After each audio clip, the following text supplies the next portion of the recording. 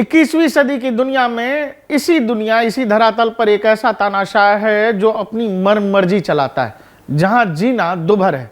North Korea के तानाशाह किम Jong उन केवल अपना मन बहलाने के लिए एक प्लेजर स्क्वाड नाम का ग्रुप चलाते हैं। इस ग्रुप का काम है तानाशाह किम जोंग और उनके सहयोगियों का एंटरटेनमेंट करना, उनकी अय्याशियों को पूरा करना।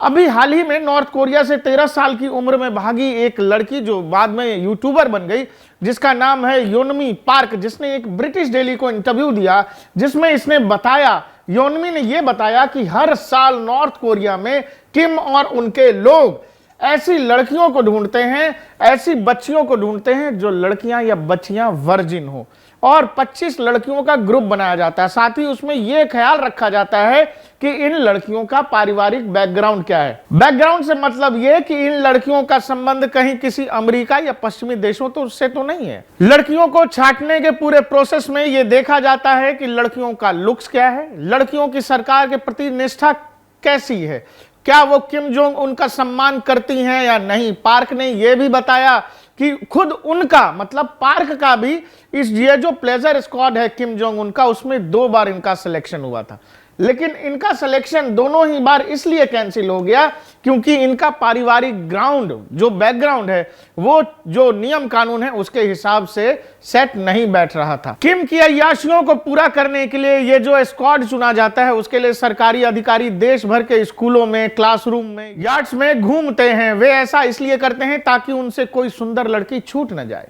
एक बार जब उन्हें सारी लड़कियां मिल जाती हैं तो वो इन लड़कियों का फैमिली बैकग्राउंड चेक करते हैं।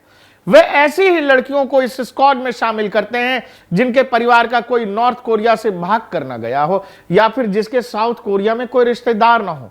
योनमी पार्क ने यह भी बताया कि पहले स्टेज में लड़कियों को चुनने के बाद उनका मेडिकल चेकअप किया जाता है। अगर लड़कियों के शरीर पर कहीं धब्बे हैं, तिल हैं, अगर इस जैसी खामियां हैं तो वो रिजेक्ट कर दी जाती हैं। इतनी चेकिंग के बाद सिर्फ कुछ चुनिंदा लड़कियां ही बचती हैं जिन्हें राजधानी नॉर्थ कोरिया की राजधानी पेंगयोंग भेजा जाता है। एक बार अगर इस स्क्वाड के लिए किसी लड़की को चुन लिया जाए तो उनका मकसद सिर्फ और सिर्फ तानाशाह और उसके अधिकारियों को खुश करना होता है। रिपोर्ट में यह दावा किया गया है कि दिवंगत पूर्व कोरियाई तानाशाह किम जोंग इल, जो कि किम जोंग उन के पिता थे, उसका मानना यह था कि कुंवारी लड़कियों के साथ संबंध बनाने से व्यक्ति ज्यादा सालों तक जीता है।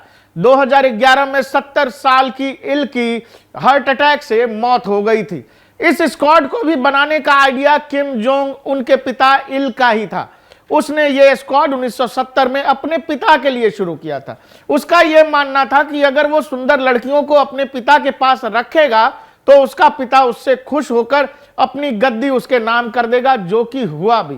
आने वाले समय में सुंग के पिता ने अपनी गद्दी सुंग के नाम कर दी थी। उन्होंने अपने बेटे इल को इसीलिए अपना उत्तराधिकारी चुन लिया क्योंकि इल अपने पिता के आसपास सुंदर लड़कियों को रखा करता था। यूट्यूबर पार्क ने अपने इंटरव्यू में यह भी बताया कि इतने सालों में इस स्क्वाड का मेकअप कई बार हुआ, मतलब ये बार बार बदलते रहे अलग अलग शासकों के समय में। किम सुंग को ट्रेडिशनल महिलाएं पसंद थी, इसीलिए उसका अपना समूह था जिसका नाम पोचोम्बो इलेक्ट्रॉनिक असेंबल था। वहीं किम जोंग इल यानी किम जोंग उनके पिता, उसका एक अलग मनोरंजक दल था जिसका नाम था वांग जासन लाइट म्यूजिक बैंड। इस ग्रुप में शामिल महिलाओं के बॉडी शेप भी बेहद अलग होते थे।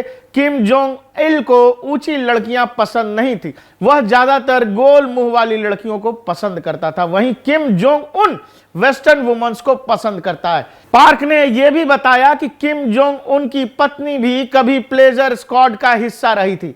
तानाशाह के डर से इन लड़कियों के घर वाले भी इन्हें इस काम के लिए भेज देते हैं। इसके बाद जब ये लड़कियां 20 की उम्र में पहुंचती हैं तो इनकी शादी किम जोंग उन के आसपास के जो लीडर्स हैं या उनके बॉडीगार्ड्स हैं उनसे इन लड़कियों की शादी कर दी जाती है।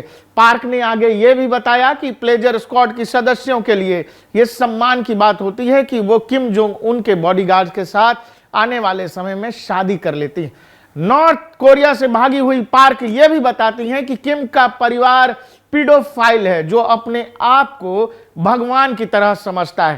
पार्क का यह भी दावा है कि किम जोंग उन नॉर्थ कोरिया के अंदर किम जोंग उन की तस्वीर घर में लगानी बेहद जरूरी है। और साथ ही अगर आप नॉर्थ कोरिया के निवासी हैं तो वहां की पुलिस कभी भी आपके घर आ सकती है और इस बात की देखरेख कर सकती है कि क्या किम जोंग उनकी तस्वीर सही तरीके से रखी गई है या नहीं, घर में सबसे ऊंची जगह टंगी है या नहीं, और कहीं किम जोंग उनकी तस्वीर पे गंदा तो नहीं है।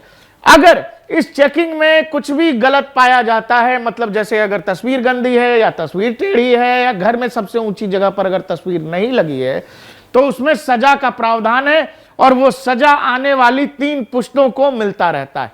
आगे पार्क ने अपने एक इंटरव्यू में यह भी बताया कि अगर आप नॉर्थ कोरिया के निवासी हैं और आपके घर में आग लगती है तो सबसे पहले आपको किम जोंग उन की वो तस्वीर को बचाना है। आप अपने जान की रक्षा मत करिए, और कोई अगर ऐसा करता है तो उसको आजीवन कारावास से लेकर मृत्यु दंड की सजा तक होती है। तो एक सनकी तानाशाह जो इस पृथ्वी पर अपना देश चला रहा है, जहां लोगों को जीने का अधिकार नहीं है, भूखमरी के हालात हैं, वहां एक अय्याश तानाशाह अपने लिए एक प्लेजर स्क्वाड चला रहा है जिसमें वो हर साल 25 वर्जिन लड़कियों को चुनता है। साथ ही वो ये तय कर देता है कि हर साल नई 25 लड़कियां हर साल उस तक चुनकर आती रहें, और ये किम जोंग उन और उसका परिवार साल दर साल नॉर्थ कोरिया में कर रहा है।